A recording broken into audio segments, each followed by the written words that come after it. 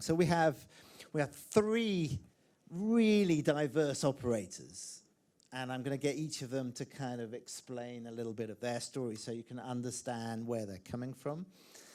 And then we have a super bright, independent, technical guru who can give us, the real answers to what's going on and all the mistakes the other three are making every step of the way. He can comment on that. So we're going to start off in sunny Cyprus. But I learned it isn't quite so sunny today, though, right? No. So we're going to start in sunny Cyprus with Anna. Because we have, in fact, two operators here who kind of have an app-led strategy, if we can put it that way. But Anna, starting with you, tell us what's led you to this app strategy that you have right now. Okay, hi. Hello? Yeah, we can hear you. Okay, so we have been having the TV service from 2014, and we have been using set-top boxes. But due to different reasons, but mainly because of currently we're using a platform from Huawei, and we're having set-top boxes from Huawei as well, and they will stop this. They have stopped this business in producing set-top boxes. So we had to think of other ways in providing our service. So one of the reasons was this. So we had to consider different options, and we thought that one option that was also cost-wise for us was to go to TV apps. So we made agreement with Samsung, LG, and we have developed applications for those stores, and we also have an application for the Android TV. So, it's been now 6 months that we have introduced the TV apps. Truth is that we don't do aggressive marketing in turning our customers towards the TV apps. We want to take it slowly.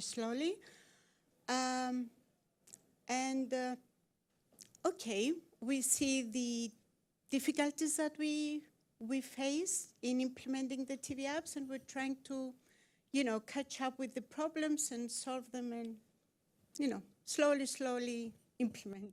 So essentially the starting point was you were running out of set-top boxes to give to your customers, right?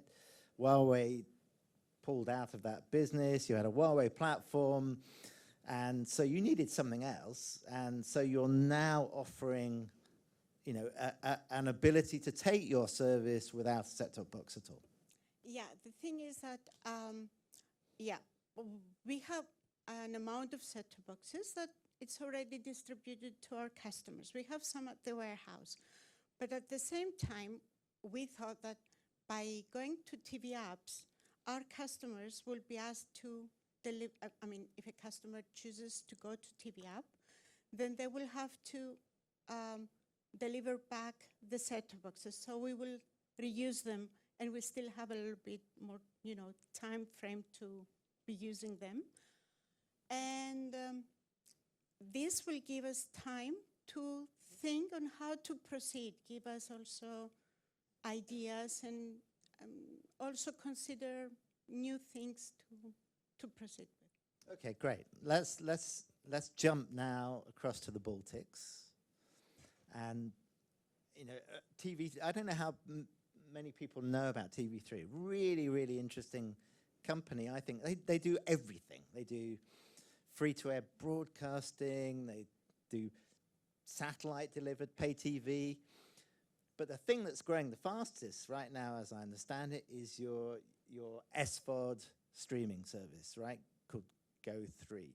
So, correct. So what led you to that, and what are the key technology decisions that you've taken to make that happen? So talking about Go3, really we are happy with the success what we managed to reach, and within the 3 years the service was launched, we managed to reach more than 400K paying subscribers in 3 countries, Lithuania, Latvia, Estonia, which are relatively small. So people need to understand this is a big deal. 400,000 subs in 3 small markets. This is good going. It's approximately 15% of the market penetration. So this, I think, describes the the challenge what we really are facing now in front of us. You know, growing the service even more. The rest of us need to learn from you, right? So what is the success story? Yeah. So, of course, what we added 3 years ago, we launched smart TV applications. So Samsung, LG, Android TV, and also still we kept Android set-top box, thinking that this will be very interesting for customers. But what we actually saw in reality, that smart TV is something what drived very much the usage. And also from content perspective, so it's not only SVOD, it also has the linear channels. And linear channels on the smart TV, on like any device, you have the internet, you have a subscription, and here you go. You have the television service, which satisfies your main needs. You have linear, you have SVOD, you have kids, you have international content, you have local original productions, what we managed to reach this year, more than 150 originals. So it's not one point, it's a combination of all things what we do together. I mean, what I found really interesting as well is that, you know, the content proposition on Go3 is a lot bigger than on the satellite legacy pay TV proposition. That's right. So, you know, you're kind of reversing what the normal story would be. So satellite is legacy technology. It has a hybrid set-top box, but the strategic decision was to develop Go3. So this is our service, what in the group we see has the potential, and that's the future. And that actually answers why this is the content proposition. Okay, so Daniel, you're the big telco in the room, right? You're the big guy that, you know, the RDK team would say, oh, you know, perfect for us, perfect. We heard all the benefits of RDK before, but now you've made a really interesting decision to go on a new standardized platform that is whisper it to Android. What's behind that decision to go Android? Okay, so let me give a bit of context where we come from and all the big decisions that we have taken recently. As you know, DT has operation in all of our countries in Europe. We have pay TV services in 10 countries. We have been doing pay TV for many years. So along all of those years, we have delivered TV through every kind of access network, DTH, cable, IPTV, etc. We also have different platforms in our footprint. And 3 years ago, we took a big decision that was to let's move all our TV ecosystem to a global and a single product to be able to fully develop our strategy of super aggregation, where we are mixing our content with the best third-party OTT players to develop the best user experience for our customer, and at the end to make Magenta TV the preferred entertainment service for our customer. No? So for implementing this strategy, we took different technical decisions. First is to look for a appropriate trade-off between in-house development and partnership with companies. We decided to put all of our in-house effort in the areas that we consider that add more value to our customer, that basically is user experience and devices. For backend, we decided to move to cloud TV backend with our partners to take advantage of the cloud in terms of time to market, improve the SLA in front of our customer, etc. Is that in place now? Is that cloud backend? Yeah, in place we now? are in the middle of this transformation. We have already 3 countries onboarded in this global approach, and more are coming. And regarding set-top box, that was your original question. We wanted to look for a appropriate trade-off between having control to develop our own proposal and user experience, and also having a platform with enough scale to enable us to add application and to get the benefit of the scale. And this is because we selected Android TV as a platform for set-top box. So just, so we kind of summarize here. So set-top box still a really important part of your strategy. In Cyprus, forced into, kind of pressured into a set-top box less strategy. In the Baltics, on Go3, you offer an OTT set-top box, right? That's right. But most people don't take it. Yeah, it's on smart TV's application, the usage mainly happens. So I think you said about 10% take the box? Even less. Even less than 10%. Yeah. Okay. Which is the completely opposite from Cyprus. Yeah, because we have... Hold the mic up. Yeah, our customers, they prefer to stick with the set-top box. It's an IPTV set-top box, though it's not an OTT. But yeah. Am I allowed to say the real reason they want to stick to the set-top box? No. The real reason is that Cypriots want to get adult content to their TV and can't get it via a smart TV app. Over the smart TVs, yeah. Stuart, on that subject, adult. I should have warned you about that, sorry. Yeah, I'm afraid that was news to me. I mean, on this whole set-top box less approach, have you seen others echo these strategies? it seems to me when you look at this, if you can build a value-added video service and maybe you've got local content, maybe you've got some exclusive content, then you can probably pursue an app-only route. It seems to me, some of the biggest video services in the world are app-only, so clearly it can be done. If you're going for the super aggregator approach, then, and you want to be that default custom, content discovery, then it's really hard to do that without controlling the software. And if you want to control the software, you're probably going to have to provide the hardware. And I think that's really what we're seeing here, is in these different approaches. One is more about aggregation, and I'm going to provide the hardware, and I'm also going to choose a software platform that's going to help me aggregate those apps, help me get those on board.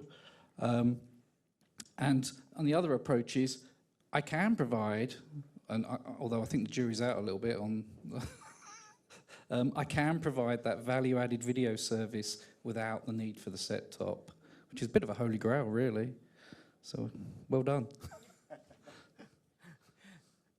So that seems clear in the sense that a lot of your decision making, Daniel, is driven by the super aggregator strategy. Yes, for us that is key in our strategy, and you see the current scenario, the only device where we are able to fully develop our experience, what we call the full Magenta experience, are the set-top box, because it's where we have the control. No? And I always say that I would love not to do set-top box, but to be honest, we don't have other alternative today, no? Because if you try to fully develop an experience like ours in other devices, consumer electronic devices or other platforms, you always find some kind of limitations depending on the platform. For example, depending on the platform, in some devices, you cannot do deep linking. Deep linking is something really needed in a really super aggregation experience, because you need to move your customer from your UX to a specific app to enjoy the content and to go back. No? Also, this go back is also a problem in many platforms that you don't control. Why? Because they have their own home screen, and for customer, it's bizarre to have two home screens, your telco services and also the platform. There are also many limitations, for example, to have access to key keys on the remote control. If you want to implement your own voice technology, because for us, for example, it's also a specific part of our strategy to having our own Magenta voice engine. No? So at the end, we need to do set-top box. And we will need to do it for many years, I guess. Is it impossible to do deep linking through a smart TV app? Well, it depends of the smart TV and your agreements. Stuart?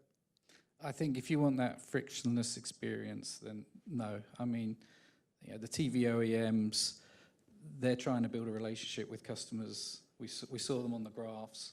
They're, Samsung are making some headway with that. So, and you can understand why they need to do that. They're maintaining a software platform. They're doing their own aggregation, and in some ways, they're creating a competitive environment. So I think, yes, it's pretty much impossible today if you really want a good experience. Aušra, you do a certain amount of aggregation of other Yes, we services. do. We do. And Through an app? through an app. And how we try to address it. So first of all, we try to have all the metadata within our ecosystem. So instead of integrating or trying to have this seamless migration between two different applications, we actually want to have at least metadata within our ecosystem. And then the way video files are being received, we have external CDNs integration, we have channels that we transcode on our side. So it's depending on the partnership, different, we have different agreements. But through such, we always try to find a way how we could offer the best customer experience within our Go3 environment. And we are really trying to find creative solutions, creative approaches, which allows us later on also to maintain, because the more different integrations you have, the maintenance becomes more complex, but still the key is the customer and customer experience, accessing the content, browsing the content, finding the content, and navigating in our application. So this is the approach what we try to have across all the platforms, not only smart TVs, also web and mobile applications. Anna, is aggregation on your roadmap? I'm sorry? Oh. Anna? Yes, although not in the very, in the coming years. It's something that we have at the back of our minds, but it's not something that we're planning on having now. Also, we are too small, so I don't think big players are willing to come and talk to us and are willing to make an agreement with us in order to. Perhaps in the near future, yeah, something will change and then we can do that. But when they realize how nice it is in Cyprus. Exactly. The thing is that apart from this, although it sounds very promising and very interesting to implement, we have to take into consideration the different options that we will give to our customers, personalization, because, okay, if we will integrate them, then we will have to have a seamless experience. They will have to have a single sign-on. Then we will have to take their likes in the other platforms and then implement it in our platform as well. So, yeah, there are many things to consider and to take into consideration, but it's not something that we rule out. Yeah, no. Daniel, you've done, amongst other device integrations, you've done a pretty deep one with Apple, right, for Apple TV. Yeah, as I said, we saw the set-top box like the only device where we can develop our full experience. But having said this, we know that our customer also have and use a lot of other devices. So we always try to deliver our best experience in all those devices. Apple TV is one of them, but we already have integrated many other consumer electronic devices in our ecosystem, Apple TV, Fire TV, smart TVs, etc. No? And always that we see a device relevant for our customer in a specific market, we will try to develop it. So in that Apple TV case in, I think it was Germany that you've taken it furthest, if I'm a customer in Germany, do I need anything else? If I have the Apple TV and sign up, do I need any other device? In Apple TV, we have developed our Magenta TV app. It doesn't have exactly the same functionality that we have in the set-top box. It's close, but it's not the fully... What would I miss? Part of this super aggregation concept, also our voice. We are working with them, trying to align a bit more. But I would say the experience is not similar with the set-top box, but it's the best that we can get. So there is a roadmap where it could become at least parity? We are working with our partners to achieve that parity, not only with Apple, also with others. But we are in that journey. Stuart, what do you think of the strategy of using if you like a CE, a consumer device, as your set-top box instead? I think it boils down to the same thing, really. Once you're on somebody else's device, you're actually running on somebody else's software, and that's you're on their platform, and depending on that software, you're going to get varying degrees of control. You're going to get different functionality supported by those different software platforms. So providing that harmonized experience, providing that complete experience becomes quite challenging across all those devices. And I think the other thing that's a big thing to bear in mind is you're on their roadmaps as well. You know, if you've got a desire that the next thing you need to put out is watch parties, and you're going to try and make that, you're going to really struggle to make that happen across all those devices. So that's not to say you still can't build compelling video offer, but there are limitations. Daniel, are you bumping into limitations in your current strategy? Sorry? Are you bumping into limitations and challenges right now in your current strategy? Well, yes, I think most of the big telcos are trying to do this super aggregation strategy. I would say telcos in general, we are in a very good position because, let's say, TV and super aggregation bundling with our broadband access is the perfect scenario. But obviously, the difficult is how do you do this super aggregation strategy? You know, here, obviously, you can find a lot of technical and also commercial challenges. This is a journey. I would say we are not yet in the final state that we would like to do, but you find a lot of technical and commercial challenge, as I said before. No, if we speak about technical challenge, metadata is one of the most important. You need to have access to all the metadata of all the different sources that you are aggregating.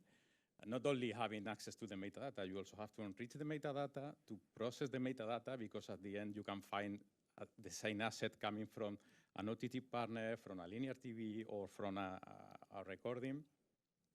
Also, you need a platform able to aggregate all those third-party applications, like Android TV, as I said before. Also, you want to move to a deeper UX integration with the third-party OTT partner providers. Watch list, video bookmark, etc. You need also to have an ecosystem, an IT system that allow you to work with many APIs, all of those third-party partners. That is a lot of technical effort. But it's a lot of technical effort, not only for the operator, also for the OTT provider. No? And this is the part that is connected with the commercial agreement and the commercial difficulties, no? Because at the end, when you need to address a negotiation with a big player like Netflix, Amazon, or whatever, at the end they have also to put a lot of technical effort, and always there is a, let's say, a multi-dimension negotiation where you mix commercial aspects, product aspect, because all those integration at the UX level has to, let's say, give value to the both company in a win-to-win agreement, and also a technical approach. No, unfortunately, there is no magic solution there.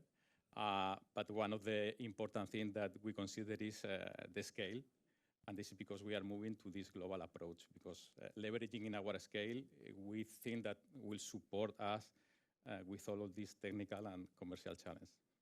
Are the biggest issues the technical ones or the commercial business ones? I would say the commercial ones.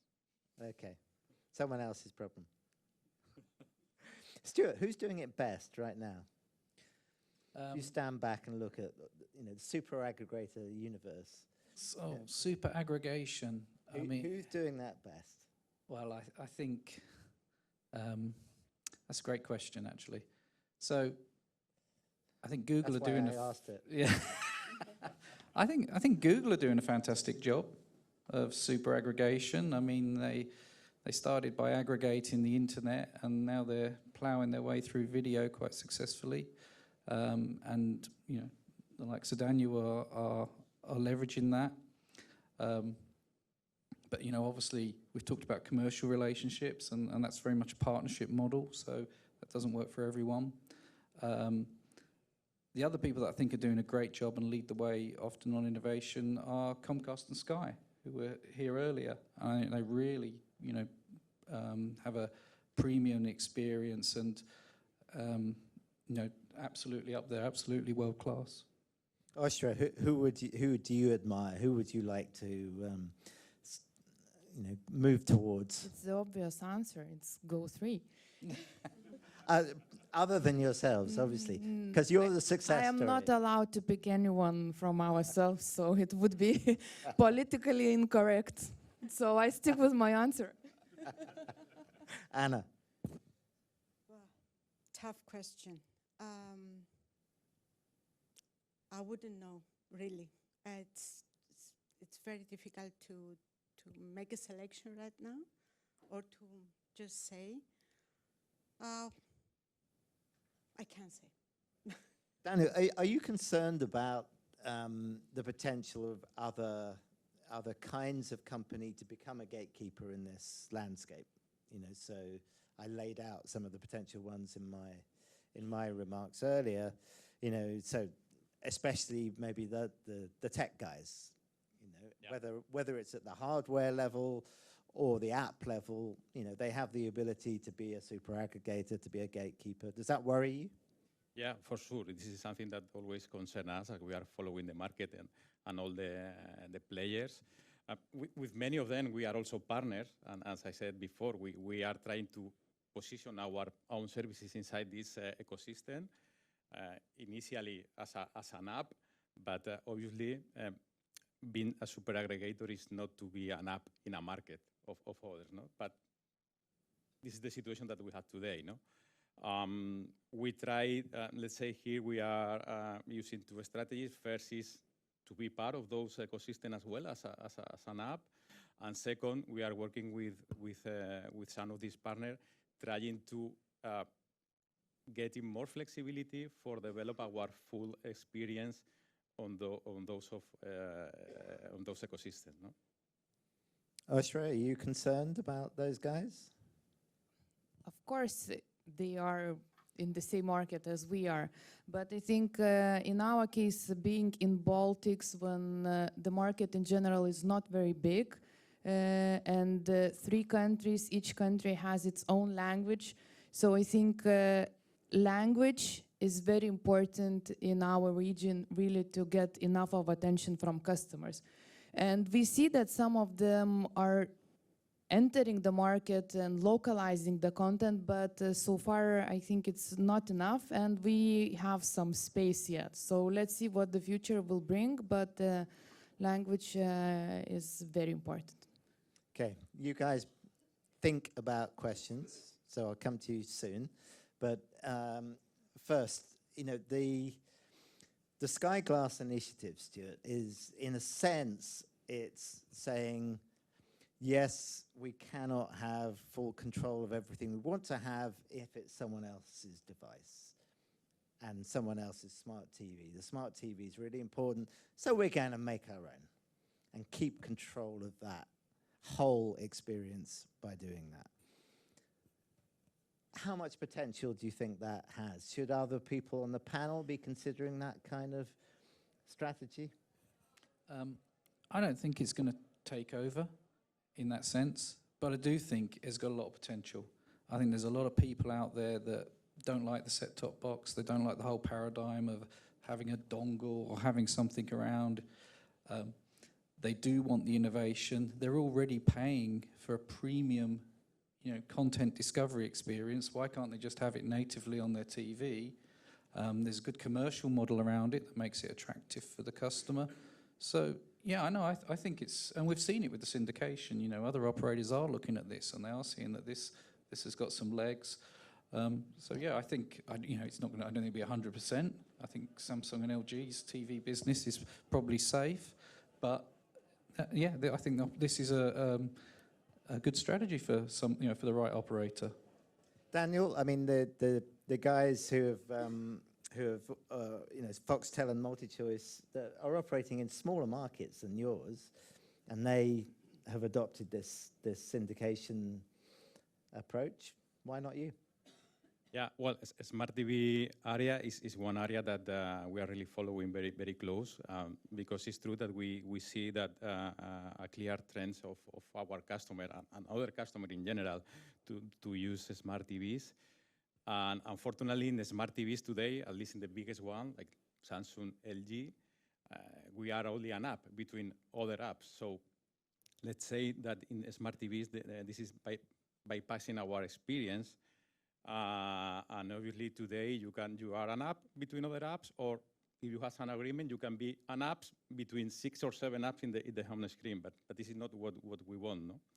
So I would say that we are trying to our preferred option will be to increase our level of collaboration with this kind of company to develop our full experience to those devices.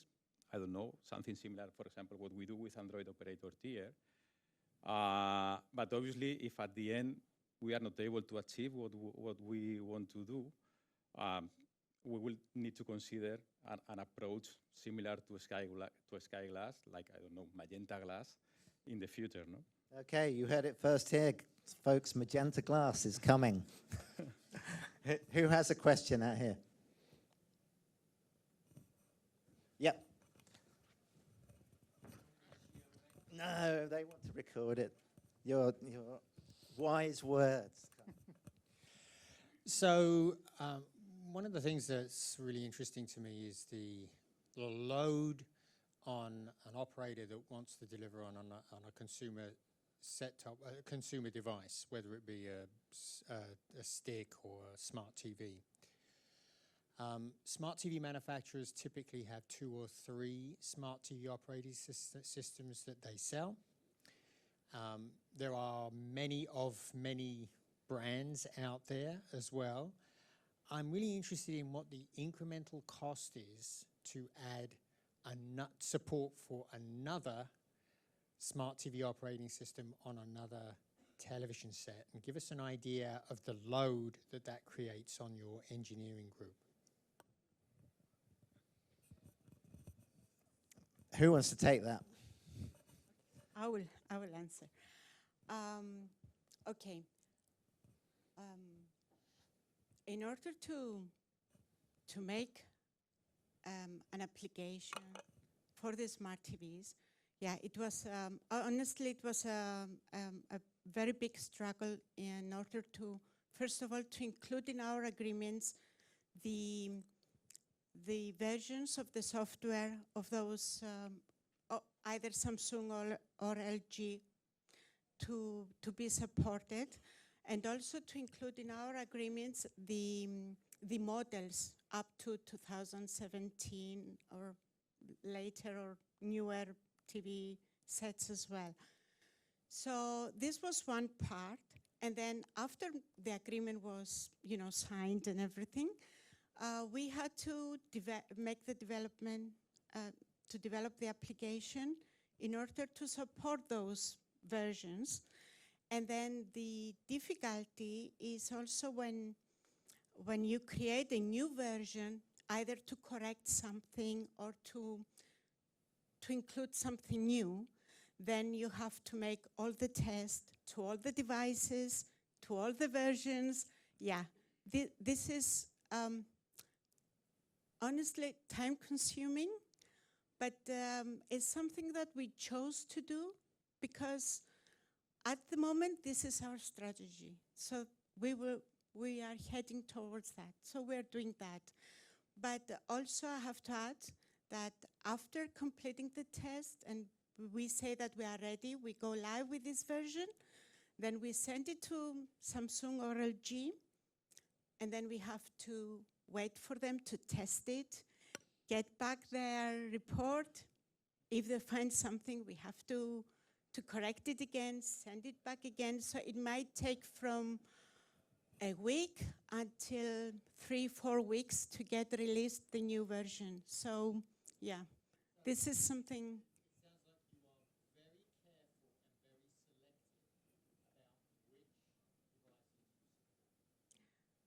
Yes, yeah. We have to do that, otherwise. Any other quick comments on that?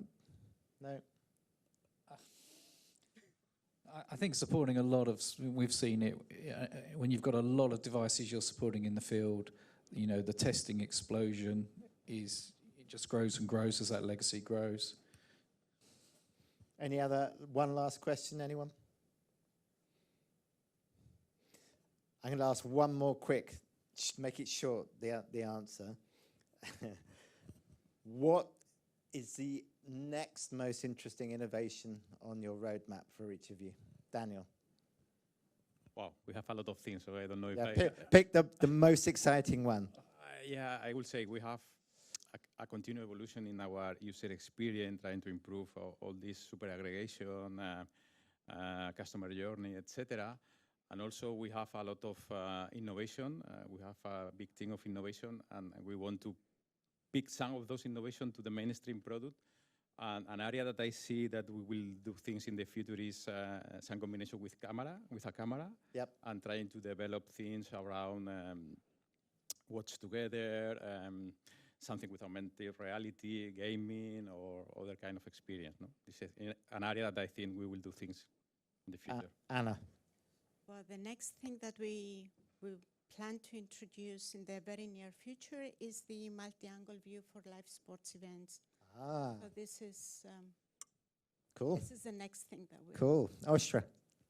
And I'm waiting how we will be able to use AI in all our services. So can ChatGPT provide a local description for a movie or something else? So looking forward.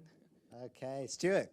I'm really excited by Watch Together experiences. I think that's going to be great. Okay, good. Please thank the panel very much indeed.